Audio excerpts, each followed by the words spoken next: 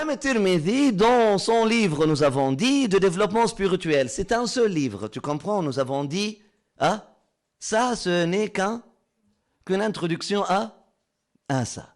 Initiation spirituelle et étude de l'âme. Dans son livre d'initiation spirituelle ou de développement personnel et spirituel, Shama'il al-Muhammadiyya, dans lequel il nous invite à accomplir notre potentiel humain, à croître, à faire croître notre croissant, afin qu'on puisse atteindre notre pleine lune, afin qu'on puisse refléter la lumière du soleil de notre réalité spirituelle intérieure Ahmadiyya,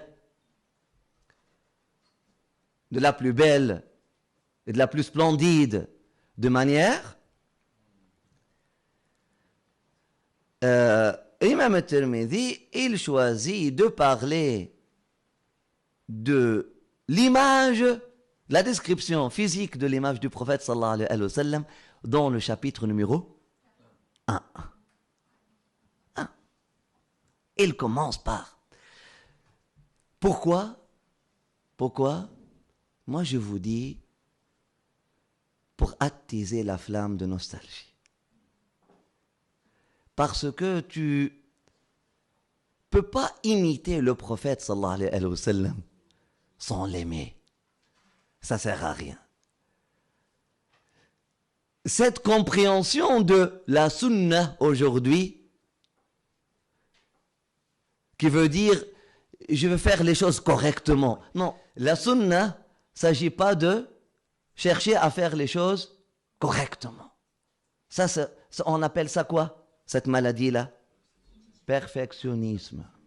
Ça, c'est purement moderne et occidental, ça. C'est gréco-romain.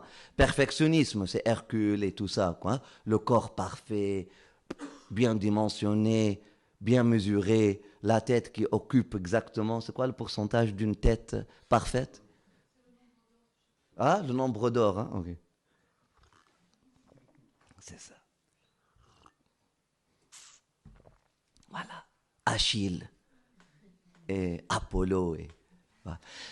C'est pas ça que Imam Tirmidhi cherche ici. Il n'est pas en train de décrire ça. La sunna n'est pas cette recherche de faire les choses correctement. Comme on le comprend, nous, aujourd'hui. Ah, moi, je veux juste être guidé, je veux faire les choses correctement. Non. La sunna, c'est vouloir suivre le bien-aimé. En réalité, tu n'en as pas besoin. Tu n'as besoin que de la faride. Tu n'as besoin que de qu'est-ce qu'Allah subhanahu wa ta'ala a déjà rendu obligatoire. Ça va? Pour être guidé, tu n'as pas besoin de boire avec la main droite. Ce n'est pas une insulte de boire avec la main gauche. Dieu a créé les deux mains. Ok? Ça ne va pas faire de toi un croyant manqué, ou un homme de foi manqué, ou un mu'min manqué.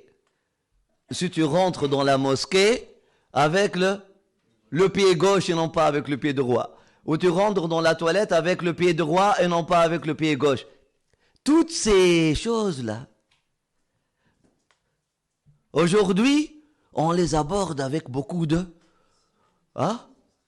stress et d'anxiété et de dogmatisme ou encore de superstition.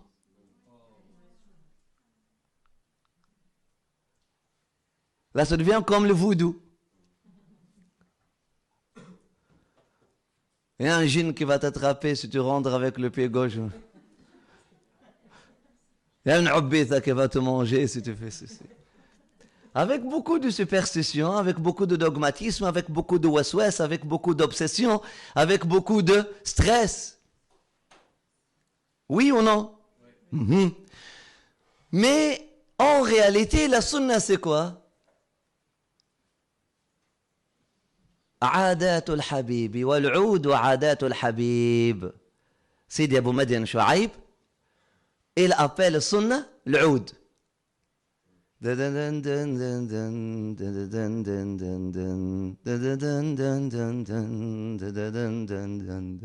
Vous connaissez le oud? La guitare andalouse. Ah? Ou le guitare? Ou la guitare andalouse. Ok, le oud. Le oud, la musique. Had, Abu Madan Shuaib, il dit chanter, chanter, jouer, jouer le oud, ça me fait danser. Ça me rend nostalgique. Après, il nous explique, hey, je parle pas de ce oud avec les 5 cordes qui viennent des intestins des moutons ou des chèvres. Je parle pas de ce oud-là. Je parle de وَالْعُودُ عَادَاتُ الْجَمِيلِ. Je parle du oud qui n'est que les habitudes du plus beau. Sallallahu alayhi wa sallam. Adatul jamil. Les habitudes du beau. Les belles habitudes du beau, les usages du prophète, la sunna du prophète sallallahu alayhi wa sallam, sont les habitudes, ce sont des belles habitudes parce qu'elles viennent d'une belle âme, d'une belle personne, d'une belle personnalité, d'une personne qu'on aime. Alayhi salatu wassalam. Donc, si tu vas suivre la sunna, suis-la par amour du prophète sallallahu alayhi wa sallam, point à la ligne.